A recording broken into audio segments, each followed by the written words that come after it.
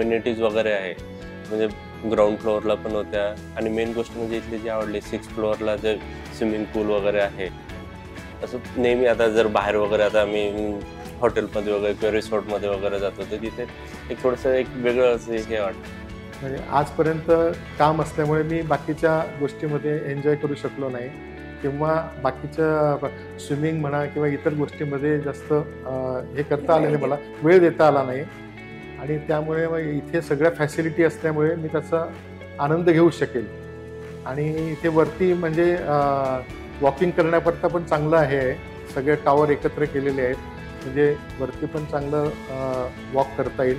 खूप वर्षापासून मनामध्ये जे राहिलेल्या गोष्टी आहेत, उदाहरणार्थ टेबल टेनिस खेळणं, बास्केटबॉल खेळणं किंवा इतर योगा करणं, इतर फिरणं, गप्पा मारणं, सगळ्यांशी एकत्र येऊन गप्पा गोष्टी करणं, हे जे काही मला तिकडे शक्य नाही झालं ते मी इथे करू शकेन आणि त्याचा आनंद घेऊ शकेन.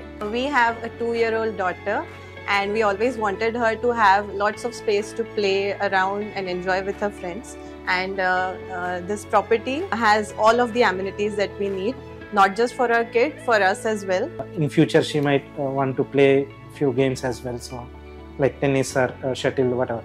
So all those amenities are available in this particular project. So त्या राहायला आल्यानंतर जी नातवंड माझी असतील किंवा इतर फॅमिली मेंबर असतील त्यांच्या दृष्टीने सगळ्या सुखसोयी उपलब्ध असतील, त्या बाबतीत कुठली शंका घेण्याचं काही कारण नाही.